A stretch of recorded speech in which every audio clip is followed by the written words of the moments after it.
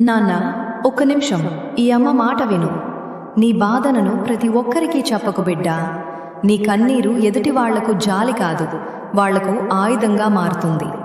నువ్వు మనసు తేలిక చెయ్యాలనుకుంటే వాళ్ళు నిన్నే తప్పు పట్టేలా మాటలు మార్చేస్తారు. కాబట్టి నాన్న, నీ బాధను నా పాదాల దగ్గరే ఉంచు. హ్యాపీగా ఉండు, హాయిగా ఉండు. ఎవరిని నమ్మాలో తెలుసుకుని నడుచుకో. ఈ దుర్గమ్మ నీతోనే ఉంది బంగారు నాన్న.